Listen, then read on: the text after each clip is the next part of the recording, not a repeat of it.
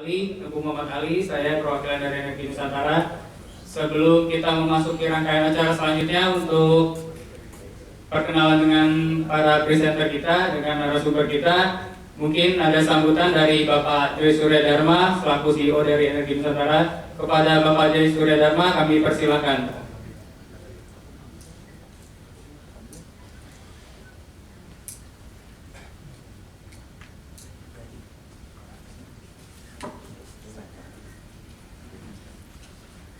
Oke, ya terima kasih Bang Ali. Terima kasih semuanya telah hadir, sudah lumayan penuh. Sebenarnya kita takut juga kalau sebenarnya yang dari RSCB itu benar-benar hadir, karena kemarin sampai terus terang 300-an orang gitu. Jadi mungkin apa karena ada, kadang kita mikir apa karena kontennya atau memang ada pembicaranya gitu ya. Jadi semoga sih kita bisa mengambil manfaat dari sini, dari acara sini. Jadi kita akan masuk dengan programnya. Kita akan bersama-sama menyanyikan lagu Tanah Airku. Silakan Bapak Ibu berdiri. Kalau nggak salah nggak ada liriknya ya. Jadi sekalian ngetes nih kita seberapa hafal sih. Ini pernah ada teman-teman dari Aceh nih ya. Bang Ali juga dari Aceh, ini juga dari Aceh yang di depan. Jadi dari Papua juga ada. Jadi lalu main komplit Sabang sampai Merauke. Ya.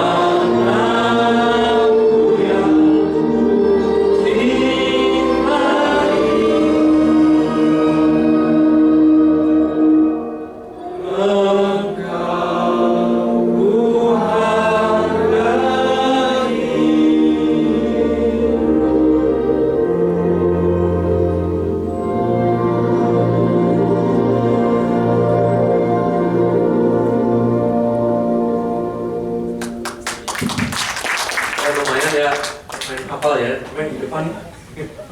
Oke, ya.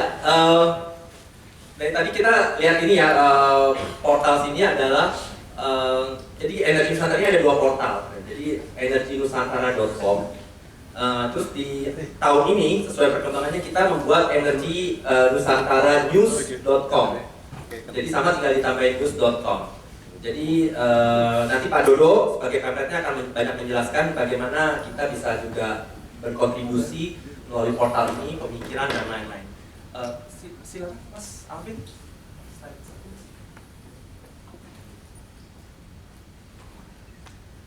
Ya, jadi sebenarnya kita akan refresh saja. Terakhir kali kita mengadakan community forum ini di daerah dekat sini juga, tentang topiknya apa itu Mas dulu ya? Tentang ini ya, ada crude yang ini ya Mas. Jadi waktu itu kita kan lagi oil price lagi turun terus tuh ya. Jadi kita mengangkat tema waktu itu adalah kayaknya semua hal-hal apa sih solusi, biasanya kayaknya kok lesu, lemah, lesu gitu kan ya pas harga minyak turun.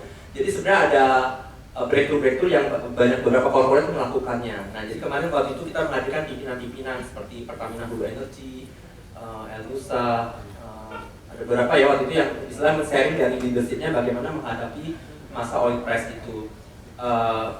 Waktu itu di acara, dan itu udah beberapa bulan lalu, jadi ini acara kedua community forum di tahun ini yang sebenarnya kita bertepatan dengan bulan puasa. Jadi kita pikir ya kenapa enggak sih pas di Ramadan nggak kita buat acara, jadi ya udah kita di internal kita pikir ya kita buat community ngabuburit energi lah ya.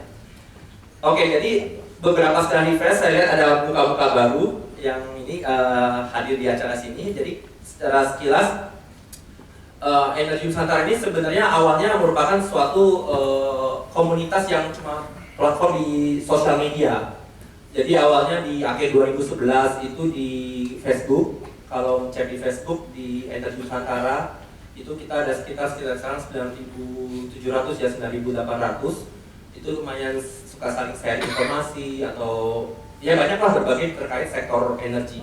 Ada beberapa peluang atau yang mau studi, melanjutkan biar dapatkan beasiswa atau masalah tentang pekerjaan bisa saling sharing di situ. Kemudian saat itu pun beberapa di antara kita teman-teman masih sifatnya kerja. Saya sendiri masih kerja profesional di salah satu oil and gas company. Kemudian beberapa tuh suka biasa orang Indonesia ya kalau pas di sosmed tuh kayak kopdar dong kopdar. Nah jadi waktu itu kita alhamdulillah lumayan gak mudah ya dapat dukungan izin dari pemerintah atau pimpinan perusahaan untuk mengadakan suatu kegiatan. Contohnya seperti kegiatan saat ini ya, Medco. Jadi waktu itu kita sering misalnya dengan di Support SDM atau Dewan Energi Nasional. Nah di perkembangan ini, dari perkembangannya kita yang terkait saat ini kita membuat suatu rutin kegiatan rutin ini, dan salah satunya yang di sekitar setahunan ini kita akan telah membuat suatu portal yang tadi saya sampaikan. Juga insya Allah habis lebaran kita ada buat namanya Energy Library. Jadi sebenarnya koleksi-koleksi buku yang saat ini kita riset kita pribadi, nanti teman-teman silakan mampir di kantor kita yang dekat di Stasiun Cawang. Jadi baru kita akan ada, jadi berbagai majalah, berbagai buku itu akan kita silakan mampir baca sore-sore sampai dari Stasiun Cawang sangat dekat untuk jalan. That's surprising. 82 is a huge number, 8%. Wait. You know, being nationalistic or not, it's a different story. Itu cerita lainnya, apa yang bisa kita bahas di sini. Betul nggak sih trennya ke sana? Apakah trennya ke sana? Are we more nationalistic? In a way. Okay. Saya pikir itu saja ya 15 menit saya, mungkin agak lebih sedikit, jadi ngabuburitnya lebih panjang. Jadi lebih dekat kerja buka puasa. Kalau ada pertanyaan mengenai survei seperti ini, silakan menghubungi kami. Saya Dudi Irawan Sukendar. Kalau ada pertanyaan, mungkin ada pertanyaan dulu sebelumnya. Mungkin nanti aja karena waktunya sudah mepet. Tapi saya ucapkan terima kasih. Assalamualaikum warahmatullahi wabarakatuh. Ya, terima kasih Pak Budi. Oke, tamu mulai datang. Silakan Pak Rizal, Bu Arum tolong diarahkan ke depan. Bisa duduk. Ya, ke depan nanti kan Pak panelis berikutnya sama Pak Widodo akan tolong diarahkan ke depan. Bu Arum yang baru hadir. Ya, jadi memang kalau lihat ini memang mungkin ada banyak pertanyaan ya. Saya juga kita waktu develop 8 pertanyaan ini memang tanya-tanya internal. Jadi memang sebenarnya ini bisa di slice banyak sebenarnya kalau dianalisis karena dari profiling kita memang kita jadikan ke peserta waktu ngisi kita nggak akan disclose individual profile di sini. Jadi yang kita tampilkan sini adalah kolektif. Sebenarnya memang banyak hal kalau saya sendiri pas ngeliat analisis ini misalnya kita lihat ini orang-orang yang istilahnya di akademis seperti apa sih cara pandangnya atau dilihat di certain pengalaman, profil jabatan ini akan suatu leading ke suatu jadi metodologi dan ini sebenarnya ini kita baru pertama kali jadi kita welcome kalau ada feedback atau mungkin nanti kalau pas ada bentuk berikutnya bagaimana istilahnya bentuk kuesionernya atau lain-lain kita akan coba diskusikan misalnya lewat Facebook kita ya misalnya bentuk pertanyaan kita akan tes dulu ini oke apa enggak. Oke, sekarang kita akan lanjutkan ke bagian sesi diskusinya. Saya akan langsung saja ke Pak One and Only Pak Widodo, jadi editor in chief Pemretnya kami akan memandu diskusi kali ini. Silakan Pak Widodo.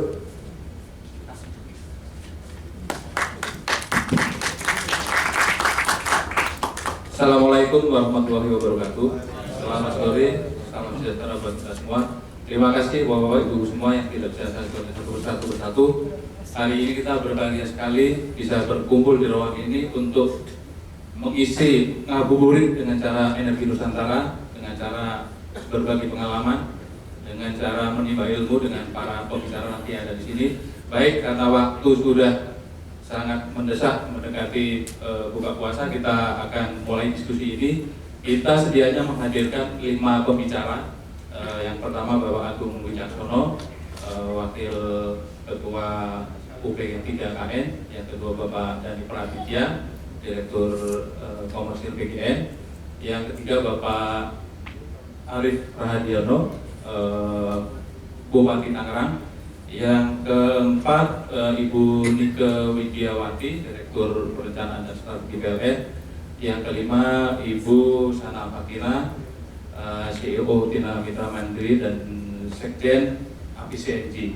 Baik, kita akan mulai, kita akan panggil ke depan. Pertama Bapak Agung Wicaksono. Selamat sore Pak Agung, silakan menghadapi pemilih. Yang kedua Bapak Dhani Praditya, silakan menempati tempat duduk yang ada di depan sambil menunggu 3 pembicara yang lain. Kabarnya sedang dalam perjalanan, kita akan mulai saja, kita akan efektifkan waktu yang ada ini. Saya akan bacakan sedikit tentang Pak Dr. Agung Wicaksono. Dia adalah sekarang dosen Sekolah Bisnis dan Manajemen SBM Institut Teknologi Bandung dan ditugasi sebagai Wakil Ketua Unit Pelaksana Program Pembangunan Ketenaga Listrikan Nasional atau UP3KN. Untuk memenuhi dan mengurai hambatan program 35.000 MW yang dicanangkan oleh Presiden Jokowi. Singkatnya itu saja. Jadi di depan sudah ada Pak Dhani. Jadi ini sangat klop sekali antara rencana pemerintah yang dalam tanda kutip cukup ambisius membangun 35 GW dikaitkan dengan infrastruktur, ketersediaan gas, dan banyak hal lain. Mari kita bersama-sama kita akan simak bersama apa sebetulnya hambatan sampai hari ini.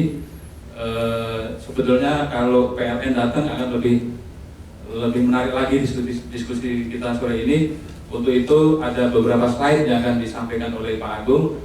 Waktu dan sempat kami persilakan.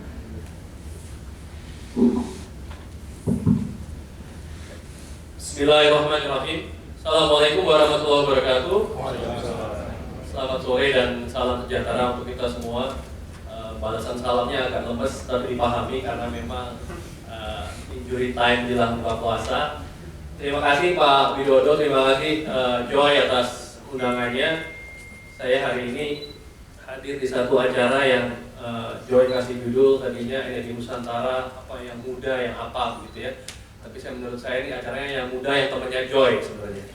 Ini yang paling kunci. Jadi yang duduk di depan sini tadi harapannya 5 orang tapi baru jadi berdua. Mudah-mudahan nggak malah main catur kita berdua di depan. Adalah orang-orang yang sebenarnya concern dengan energi yang merupakan bagian dari jaringan energi Nusantara seperti yang dikatakan oleh Joy tadi, dan menurut saya bagus sekali kita manfaatkan waktu yang ada menjelang buka puasa ini bukan untuk tausiah tapi untuk kita diskusi, menambah pengetahuan, menambah ilmu, mudah-mudahan juga bisa menggali lebih jauh dibandingkan tadi. Tadi ada survei. Tapi survei ini kebanyakan sifatnya satu arah, ya, satu arah menangkap dari publik.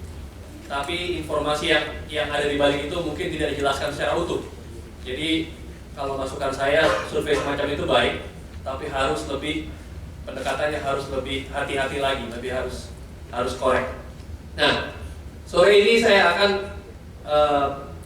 memberikan gambaran saja. Nanti mungkin Mas Dhani bisa respons lebih jauh dari perspektif gas dan juga dari perspektif Badan Usaha Milik Negara yang sangat penting untuk mendukung program 35.000 MW ini. Saya akan sampaikan sedikit beberapa latar belakang tentang program ini sebagai pengantar dari diskusi kita sore ini. Karena sesungguhnya saya di sini hanya akan fasilitasi saja. Tadi disebut oleh Pak Widodo, saya ini kan dosen sebenarnya. Dosen itu kan bukunya dos-dosan, duitnya sen-senan. Dan utamanya tugas dosen itu untuk facilitate, untuk membawa dan mengangkat pemikiran-pemikiran yang ada. Ya, harapannya hari ini kita akan bisa lebih banyak seperti itu. Nah, untuk itu menunya apa? Menu dari yang akan kita kupas ini tentang 35.000 MW. Seperti apa 35.000 MW? Ini belum connect. Udah connect. Oke, jadi langsung dari belakang aja. Kalau kita lihat peta, apalagi kalau proyektornya kurang jelas, maka Indonesia di waktu malam ini seperti ini. Indonesia di waktu malam seperti ini. Tulisan Indonesianya ada di tengah sini, tapi yang kelihatan Indonesia ya kita gitu ya. Di Jawa adalah sebagian di perbatasan, dan ini kelihatan justru di perbatasan Kalimantan lebih terang misalkan daripada bagian kita. Ya. Nah, kalau ada yang mengatakan kenapa sih kita perlu 35.000 MW dan banyak memperdebatkan soal ini, buat saya ya kita lihat aja peta ini. PR kita sebagai bangsa Indonesia adalah ini, bagaimana yang namanya terang itu menjadi tersebar, dan juga bagaimana yang namanya terang itu menjadi pendorong, menjadi multiplier efek bagi aktivitas ekonomi Indonesia. Ini yang saya rasa lebih penting. Jadi bukan mempermasalahkan soal target, tapi kita mentargetkan bagaimana masalah diselesaikan. Ini yang paling penting. Selanjutnya, nah 35.000 MW sendiri juga bukan sekedar proyek, tapi ini adalah sebuah engine untuk ekonomi kita tumbuh. Di sini kita bisa lihat detail dari program ini. Kalau dari sisi pembangkit, dan ini masih adalah versi RUPTL 2015-2024 yang berlaku sampai dengan minggu lalu. Karena minggu lalu baru saja disahkan oleh Menteri SDM RUPTL Rencana Usaha Penyediaan Tenaga Listrik 2016-2025. Yang tentunya ada perubahan, tapi di angka ini kita bisa lihat signifikansinya. Ada sekian ratus proyek pembangkit, sekian ratus transmisi, sekian ribu gardu induk, dan dampaknya yang paling penting, ratusan ribu kilometer, 300.000 kilometer aluminium konduktor akan dibutuhkan, 2.600 set trafo. Kenapa saya single out trafo ini penting sekali? Karena trafo ini adalah salah satu dari komponen tenaga listrikan yang bisa dibangun sepenuhnya di dalam negeri. waktu Pak Nur Pamuji, bos saya sekarang, beliau mantan Dirut PLN dan beliau jadi Dirut, beliau bikin policy untuk trafo sepenuhnya harus pakai dalam negeri. Dan dalam 1 tahun, pabrik trafo di Indonesia yang tadinya 2 itu langsung tumbuh jadi 6. Sehingga very real dampaknya terhadap multiplier effect di dalam negeri. Belanja, jangan ditanya lagi, pasti akan sangat banyak yang dibutuhkan. Dan paling penting adalah dampaknya kepada tenaga kerja. Jutaan orang akan employed untuk proyek ini, baik secara langsung maupun tidak langsung. Dan tentu dampaknya terhadap investasi bagi industri Indonesia akan sangat signifikan. Jadi kalau sekali lagi kita bicara 35.000, ya kita ingin menerangi Indonesia, tapi juga menggerakkan aktivitas ekonomi di negara ini. Lanjut. Nah, unit yang dibentuk oleh Pak Menteri SDM dan Pak Nur Pamuji serta saya ditugaskan untuk memimpin ini namanya unit UP3KN. Lanjut. Dan orang banyak mengatakan, lanjut Mas. Kayaknya ngeheng. Oke. Unit P3K, unit pelaksana program pembangunan ketenaga listrikan nasional. Itu judul nama unitnya secara lengkap. Tapi karena kepanjangan kita sebut ini unit P3K nasional aja.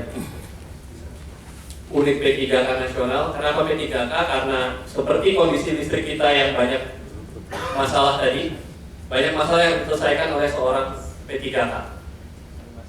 Baik listriknya maupun juga yang namanya ganjalan birokrasi yang menghambat jalannya program ini. Birokrasi di tingkat pusat, tapi juga birokrasi pusat dan daerah, ya. Bagaimana juga pengadaan lahan yang menjadi tantangan, bagaimana masalah tata ruang yang saat ini lebih dari 50% proyek yang ada 35.000 ini belum ada di rencana tata ruang dan wilayahnya Pemda. Artinya apa? Di pusat sudah diatur, tapi di daerah akan mengatakan di saya nggak ada. Saya nggak ada rekan Arif dari Tangerang, tapi ini realita yang kita hadapi. Kita pergi ke daerah, bupatinya mengatakan saya belum bisa keluarkan izin lokasi karena nggak ada di RT RW-nya saya. Tanpa izin lokasi tidak akan bisa ada AMDAL, tanpa AMDAL tidak akan ada bisa penandatanganan PPA dan seterusnya sampai closing atau pencapaian pendanaan tidak akan bisa tercapai. Hanya karena satu hal, misalkan yaitu soal tata ruang yang belum tersedia. Nah, hal-hal seperti ini yang menjadi tugas dari unit P3K nasional yang dibentuk oleh Menteri SDM untuk memonitor dan untuk menguraikan dan melancarkan hambatan program 35.000 MW ini. Dan untuk itu saya akan kasih ilustrasi sedikit dari yang baru saja minggu lalu kita lihat banyak di media dirayakan, kalau boleh dibilang secara besar-besaran, karena dirayakan di istana. Pak Jokowi langsung menyaksikan, yaitu pada waktu yang namanya PLTU Batang. PLTU Batang 2 kali 1.000 MW itu mencapai yang namanya financial closing. Artinya apa? Artinya PLTU Batang dengan financial closing dia mendapatkan pendanaan. Pendanaannya berapa? Pendanaannya 4 miliar dolar. Jadi bukan 4 miliar, tapi 4 miliar dolar. Artinya apa? Artinya ada trust, ada kepercayaan terhadap program ini. Ada proyek dengan pendanaan sekian besar bersedia untuk difasilitasi. Nah, ini bisa terjadi setelah hambatan dan keterlambatan selama 4 tahun lebih. Karena apa? Karena masalah pembebasan lahan.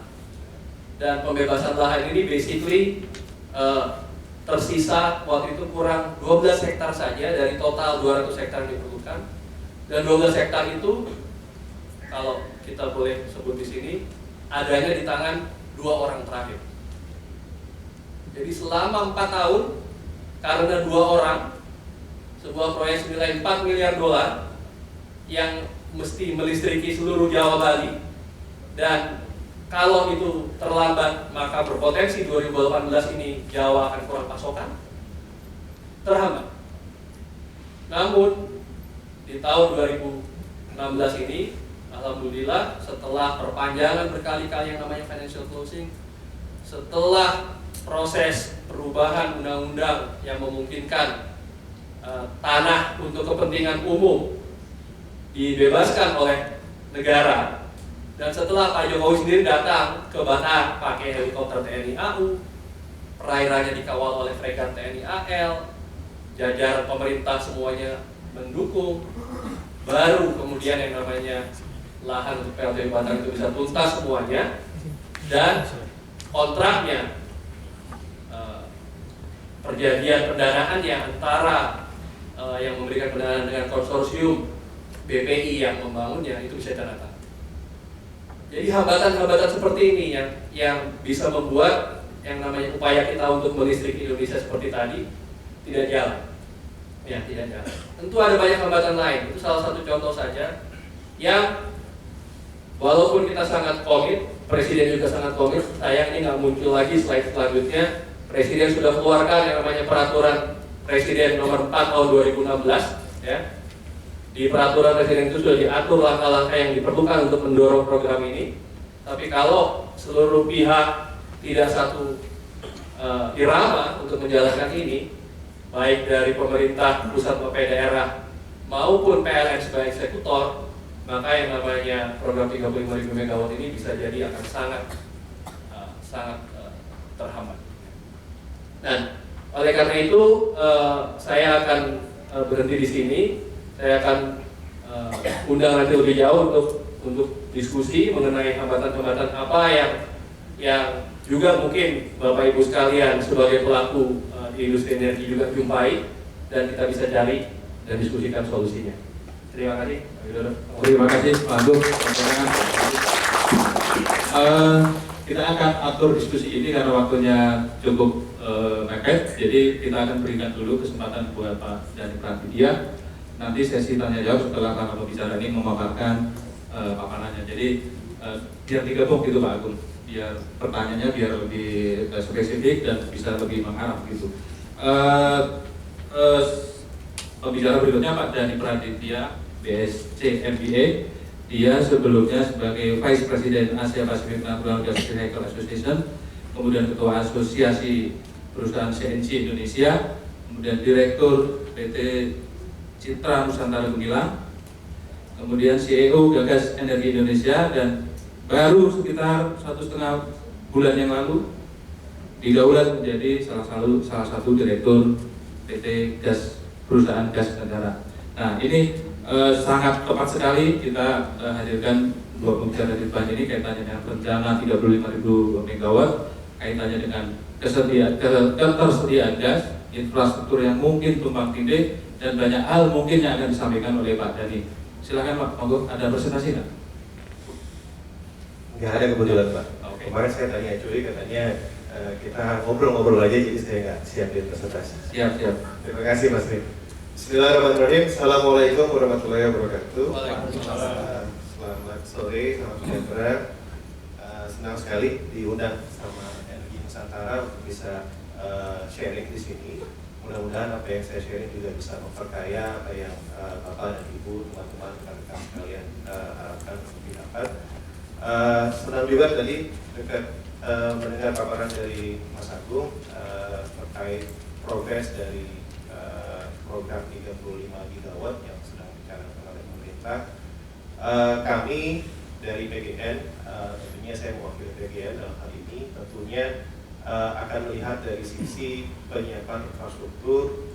Kemudian kalau kita bicara 35 GW yang kalau tidak salah dengan sekitar 30%-nya akan digunakan menggunakan bahan bakar gas atau gas bumi.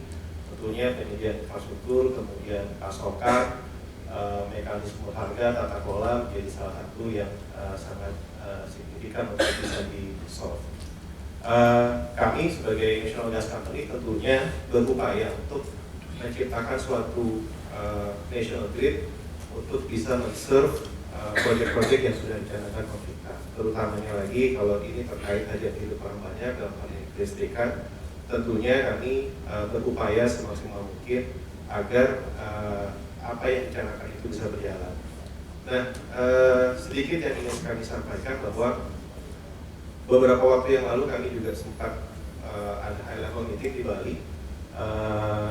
Beberapa teman-teman yang di sini juga sepertinya hadir, yang di situ kita membahas berbagai macam hal, mulai dari sisi pasok, kemudian infrastruktur, harga, kebijakan akan import ataupun tidak, dan lain-lain. Nah, kalau kita melihat, memang saat ini tidak bisa dipungkiri sektor pembangkitan merupakan pengguna terbesar dari sisi gas. Selain pembangkitan, tentunya ada pupuk, ada semen, dan ada industri-industri lain. Tetapi tetap dari sisi portofolio pengguna terbesar adalah listrik-listrikan. Satu dari sisi kelistrikan, dari yang kami bahas selama kurang lebih 2 hari di Bali, yang pertama yang harus mendasari tata kelola maupun rencana infrastruktur adalah sebetulnya supply demand. Kalau kami melihat bahwa supply demand itu harus menjadi satu basis dalam merencanakan pengembangan infrastruktur maupun tata kelola yang harus dipatuhi atau harus diikuti oleh semua stakeholder. Nah, terkait dengan 35 gigawatt dan kemudian 30% gas, tentunya akan menjadi sangat fundamental informasi dan kevaliditas progres dari program-program tersebut. Karena kalau kita lihat 30% dari 35 gigawatt berarti sekitar 10.000 megawatt, 10.000 megawatt dibagi 5 kurang lebih ada 2.000 MMSCFD gas yang diperlukan untuk membangkitkan program ini. Dari 2000 itu kalau kita bicara portofolio, saat ini Indonesia ada yang konvensional, ada yang LNG. Itu pun harus dibagi lagi, kira-kira di daerah mana yang akan diserve dengan moda LNG, di mana yang akan diserve dengan moda konvensional pipeline network. Dari situ kemudian baru kita bisa rencanakan, dan mudah-mudahan rencananya bisa terintegrasi, Pak Agung.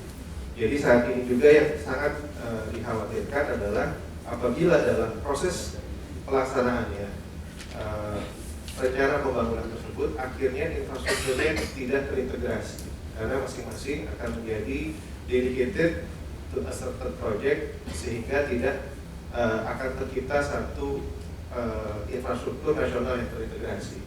Duplikasi, efisiensi dikhawatirkan bisa terjadi apabila semua stakeholder tidak tidak satu kata irama kalau tadi bahasanya Mas Agung. Jangan sampai nanti kalau sekarang ini kita bicara tata kelola bisa sering disampaikan ada pipa yang saling bersinggungan, ada pipa yang crossing, ada pipa yang berdampingan. Jangan sampai nanti ada receiving LNG terminal yang berdampingan, FSRU yang berdampingan. Saya ingat kalau tadi disampaikan, saya pernah jadi ketua asosiasi APCNGI. Back in 2006 itu semua euforia bikin CNG. Ada mungkin awalnya 1-2, akhirnya ada sekitar 15-17 CNG. Dan akhirnya yang terjadi saat ini adalah semua hampir collapse. Karena akhirnya pada saat ini adalah survival of the fittest gitu. Siapa yang bisa kuat, ya yang tahan. Tapi ternyata growth-nya pun dari sisi industri tidak sedemikian baiknya seperti yang diharapkan. Jangan sampai itu terulang kembali dalam konteks yang lebih besar, dalam hal penyediaan infrastruktur maupun dari sisi pasok untuk kebutuhan pembangkit. Kalau kita bicara kemarin, mencoba menganalisa dari sisi supply demand khususnya untuk sektor gas bumi. Ada beberapa pendapat yang menyatakan bahwa tahun 2020 kita sudah harus impor. But the fact today jualan gas itu susah. Beberapa teman-teman bahkan harus kena PKT misalnya. Jadi memang diperlukan satu sinergi dan perencanaan yang secara holistik, baik itu dari sisi pembangkit, sektor industri yang saat ini juga sedang mengalami pelambatan, sektor-sektor lainnya yang mungkin lebih bisa di capture atau dipegang angkanya untuk dibikin perencanaan planning untuk penyiapan infrastruktur, pasok, dan kebijakan mengenai pricing scheme sesuai dengan data yang ada. Usulan dari kami kemarin, misalnya saat ini yang 35 itu sudah firm, 30% yang sudah firm, lokasinya di mana, kebutuhannya mulai kapan, dari sisi tata waktu, dari sisi ramp up-nya seperti apa, sehingga bisa tercermin menjadi satu gas balance yang kita bisa sebagai gas balance yang valid, yang kemudian dari situ akan diturunkan menjadi perencanaan-perencanaan untuk infrastruktur. Jadi usulan dari kami atau apa yang bisa kami share bahwa saat ini terkadang kita punya figures yang kalau bahasa kerennya mungkin PHP.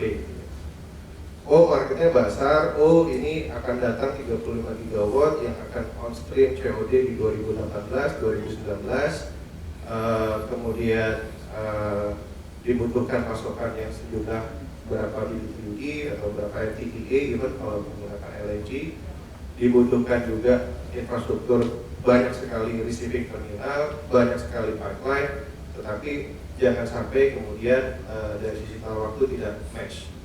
Jadi agak sulitnya gas sama dibanding minyak ini kan gas ya tidak bisa disimpan untuk waktu yang cukup lama sehingga kecocokan waktu menjadi sangat fundamental. Jadi terakhir mungkin yang bisa saya sampaikan, insya Allah kalau kami dari sebagai perpanjang tangan pemerintah sebagai BUMN tentunya tetap mempunyai komitmen untuk mengembangkan infrastruktur dan sebagai bagian dari idealisme kami bahwa kami ingin mengembangkan kemandirian energi. Dalam hal ini adalah gas bumi yang saat ini juga masih cukup produksinya untuk memenuhi kebutuhan dalam negeri. Kemudian akan dibutuhkan ekspor, kita akan import, akan kita lihat dari neraca gas balance yang mudah-mudahan bisa dimutakhirkan dan divalidkan sehingga perencanaannya bisa lebih terintegrasi. Kemudian juga yang kedua, kita bisa mulai dari BUMN. Kalau misalnya tadi Mas Agung di P3N ya, PK3N. Jadi tentunya PLN, PGN, Pertamina. Sebelum kita mengatur badan usaha yang lainnya, saya pikir kita harus bisa melainkan apa yang direncanakan oleh ketiga BUMN.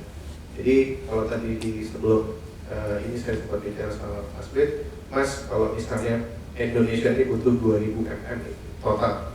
Paling tidak yang firm itu sudah ada 1000 gitu, dan itu sudah dikontribusikan oleh PLN, Pertamina, dan PGN. Sehingga at least dari 2000 itu 1000 itu sudah bisa dibuat basis infrastrukturnya.